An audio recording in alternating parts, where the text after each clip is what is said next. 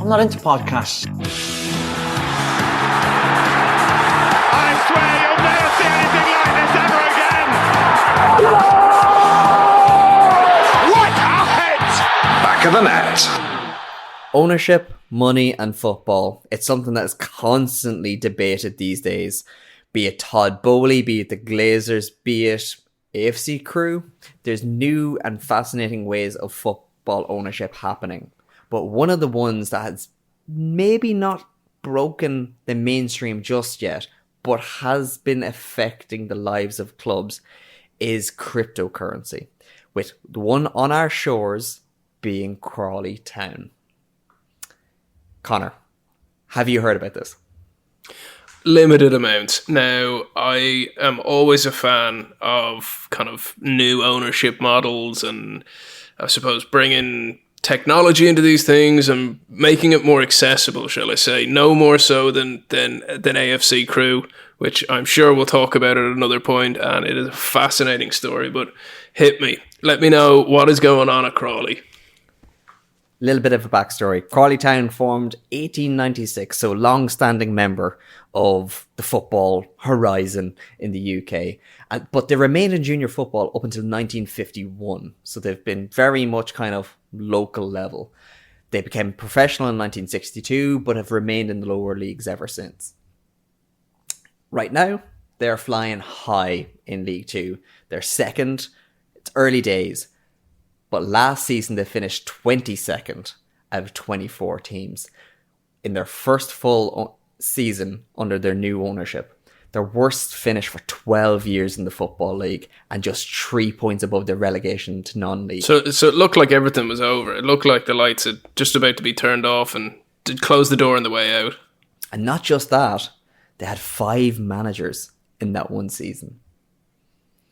In April 2022, they were bought by a crypto consortium called WAGMI United for a reported $20 million. Wow.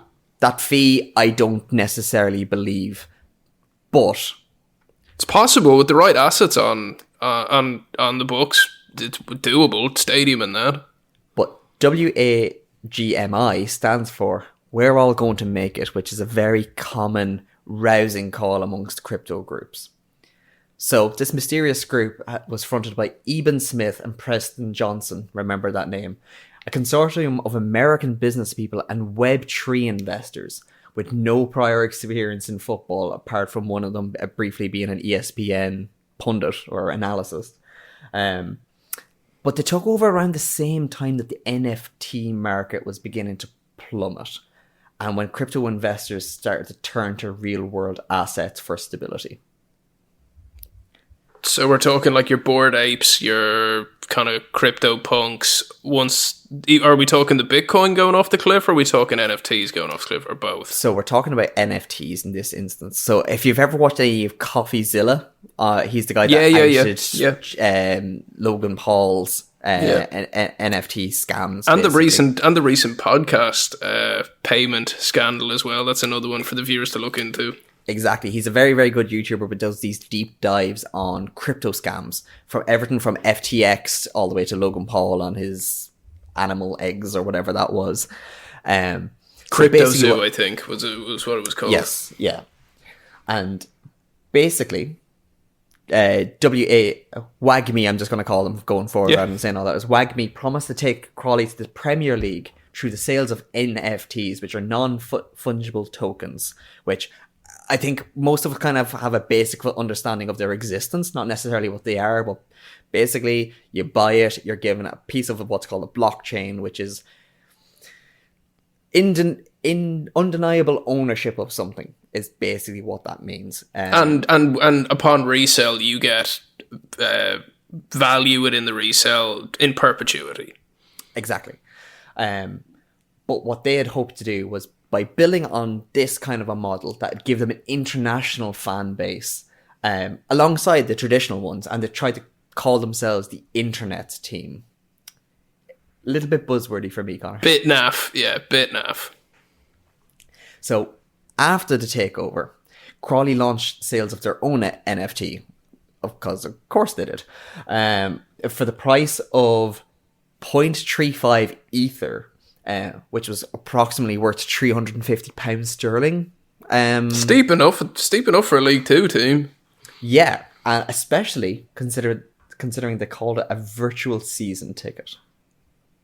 Okay, I see where they're going.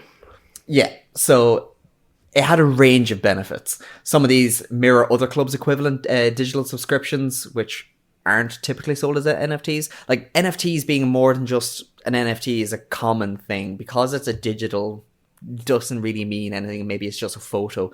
A lot of artists and stuff try to make it so, like, you have a physical version or you have something a little bit more tangible. And I guess that's what they're trying to go with. So that you could get exclusive content, interviews with players behind the scenes. But then you could also get special input and voting on the future. Now that's interesting. That is where the old ears perk up a bit and you go, 300 quid doesn't sound too expensive anymore. Yeah, and this is where the AFC crew comparison kind of come in, because that's for me. I pay a certain amount per month, and I am given a membership, a board membership, and I can vote on issues and have a bit of a say. And it's that kind of feeling like you're part of it. It's a new era of fan ownership, you would imagine, but one that's very, very profitable. So this raised about £3.5 million sterling on their NFT drop ahead of the new campaign of 2022-2023. Yeah. And just if you were in doubt of kind of like things changing, in August 2022, they offered Jaden Davies a contract after fans voted using their NFTs.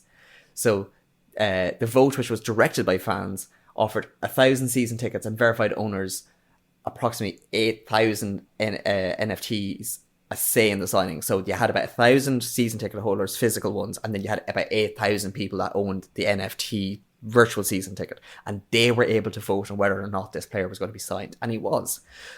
I really like that. I like that. Like, I mean, it's, there is, I think at the League Two level you can do that. I think and I think it's, whether it's kind of Crew or Crawley or any other team in of that ilk, like you can definitely be more inventive and more involving the fans within it, and I think it definitely elevates the club to a level probably outside of its standing when you kind of do that. My worry is with these things, as they go up the leagues, if they go up the leagues, can you keep those promises? Probably not, because you have too many stakeholders financially to be involved. And this is where things start to take a little bit of a turn. So in fairness to the group, things did start off difficult, because 2 weeks after their takeover, the manager, John Yems, was suspended for racial abuse, which one of the owners, Johnson, who I told you to remember earlier, kind of seemed to blame a lot of the problems for a long time on, by kind of going, okay, we started off wrong, and but their lack of football experience became a bigger issue, because they tried to sell their star striker to a relegation candidate that they were fighting against, and they accidentally transfer listed their whole squad. As you do. That's standard enough. Yeah. Again, Jesus. It was one of these kind of things of not seeing the wood for the trees. It like put it online and they just become figures and numbers, and they put them up for sale. Less than ideal. But whoever they have advising them has some knowledge, because Kevin Betsy was brought in from the Arsenal Academy, highly rated youth coach, and plays a good level of football, obviously, with the Arsenal Academy and coming through under Pierre Mertesacker as a head of youth development. So high level coach. Yeah. And he brought in his assistant, or another youth coach at the time, as his assistant at Crawley, and he brought a bit of a team. So it was kind of like, okay. I remember when it happened, I was like, serious operators coming in. Yeah, that's going to be a fun football manager save, is exactly what I think. However, he lasted 4 months. And then Lewis Young, who was the under-18s coach, I believe, at Crawley, who had been there for years, was brought in as interim. Did well. And then he was replaced. Oh, Jesus.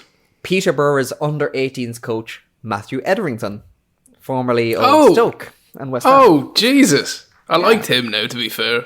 He was a decent baller, he had a good football brain. But he didn't have a good brain outside of football. So Etherington only managed 32 days in the hot seat. Oh, Jesus Christ. But his short time was not without incident. What happened? He claimed he was not allowed to play striker Tom Nichols after the club agreed a fee with relegation rivals Gillingham. They love this relegation rival stuff, don't they? Imagine, so say, take Newcastle, imagine you're in a relegation dogfight now against Everton, and Everton comes in for Isak, and you say, yeah, why not? Sure, take out Callum Wilson as well, sure, why not? Sure, we'll give you Bruno too. Jesus.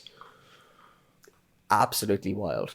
And as if waving a red flag to a bull wasn't enough, Johnson, who's kind of been the face of this group, flew in for the game after Etherington was sacked and sat with the coaching staff in the dugout. This bangs of Edgar Davids at Barnet. Just delusions of grandeur. But this is the owner, who was already, like, what really stung the fans was they were been trying and pleading with them publicly for weeks to try and get a meeting to see where the club is going. They were on their third or fourth manager. Come on, wheels guys. are coming off, like, yeah. Exactly. And he then sat there in front of them at more than an arm's reach, just beyond where they can get a hold of him. And he spoke to Vice afterwards and said he doesn't regret doing it. But like the one time he stood up, all the fans were saying, sit down and shut up. That was the chant. Sit down, shut up. That's very English humour there. And apparently, now he denies this, but of course he would. It was later reported that he had to ask a member of staff how substitutions work. Oh, Jesus Christ. This is like Todd Bowley wanting to do, what was it? He wanted 12 men on the pitch. I can't remember the formation. He just proper Ted Lasso stuff. 4-4-3 is what he wanted. That was the one, yeah. And then, just to go full crypto bro, they asked 3 members of Sidemen. So the Sidemen YouTube group that featured KSI. Yeah. They obviously do their charity games and to do all that kind of stuff. And they do it well, to be fair to them. Yeah, 130 million subscribers can't really be wrong, can they? No accounting for taste, though. But Johnson brought 3 of them on trial with Crawley and told them that at least one of them could play in the FA Cup for them.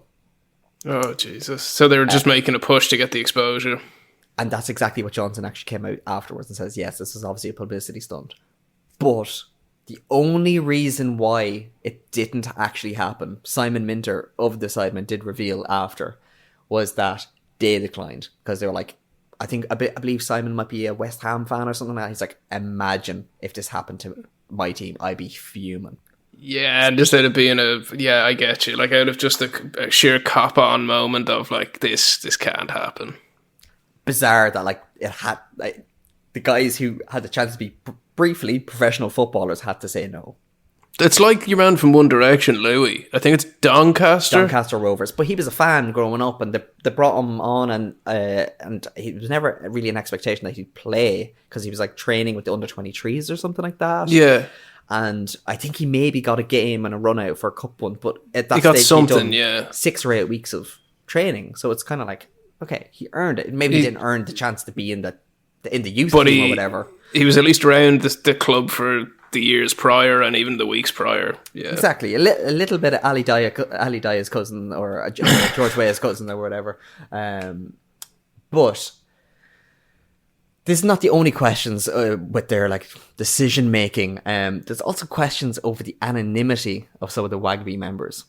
So we don't know who are all the owners of this, and whether or not they'll actually have the cash flow to fund the club if the NFT market continues. This is where it's different. This is where I think Crew is a safer bet. It's more transparent, and I think as soon as you bring crypto bros into any circumstance, that's what gets worrying, is the lack of transparency that comes with crypto. Crypto is the way it is for a reason. The likes of an AFC Crew is a modern version of fan ownership. It's just it's Revolut to your Bank of Ireland. It's the same thing, different guys. Yeah. Whereas crypto it's a new form of investing, and it's the like potentially very, very high gain, but also it can tank overnight. And a report by Dap Gimbal over in Germany got some data based on NFT Scan and Coin Market Cap, two sites that would kind of track this kind of stuff, to show that out of 73,257 NFT collections, so not just individual NFTs, the collections. So that could be what was it, drunk apes or whatever they were called. Like that's Bored Apes, Bored Apes. That's a collection. So looking at them, 69,795, or slightly over 95%, had a market cap of 0 Ether. I was looking at it. I was only looking at this yesterday. Logan Paul had, I don't know what the NFT collection was, but he had a NFT asset which he purchased back, I think, in the boom of it for I think $625,000, and it's worth a couple £100 now. Like just flatlined. A lot of the Premier League ones, Liverpool had ones, Paul Pogba had ones. They've all tanked. The Athletic recently did. Of course, Pogba had one. Fuck, standard. There was a stage kind of if you didn't have one. Like, do you remember John Terry had ones, and they were basically just a rip off of Bored Apes, and like by that Gimbal's estimates, there's about 23 million people holding on to these worthless assets. And this is what is backing the club. The boom of NFTs coincided with cryptocurrency's peak when Bitcoin was trading close to $70,000 per coin. More recently, Bitcoin is hovering at about 27,000. So it is still high value, but it is way less than half. But what they had based all of their wealth and projections on was a market of more than double of what it is now, at best case scenario. So the owners aren't the most transparent. The financials aren't the most transparent. They've a roller coaster merry-go-round of managers. It's suspect as an investment or a new, even as a, do you want to pay your £300 a year to get involved in that? Ooh, I don't know. So, whilst trying to do things differently, is a valid crusade, one that many fans would applaud as people get ever more disillusioned with the state of football and ownerships, and it's losing its connection to the people. Different does not mean better. And to quote one Crawley fan, there's a tone-deaf arrogance, so many lies and empty promises. I think that perfectly sums it up. So, Connor, Crypto Bros, Crawley Town, where does it leave you feeling for the state of football? I mean, look, where to begin, I suppose. I appreciate the attempt, and I like the kind of forward-thinking, try make football more available to the masses. I think propping it up on a cryptocurrency that can change at any given moment is dangerous. I think the lack of transparency is dangerous. And even if it works, my heart just goes out to, the 75-year-old man who's been supporting Crawley Town for his entire life, and he's like, what is this? What's an NFT? Why are we here? So I think fair play for trying it. I don't know how they got passed to do it by the Football League. What about you? I'm a little bit more skeptical of the whole thing. I think best case scenario, they were delusional to try it.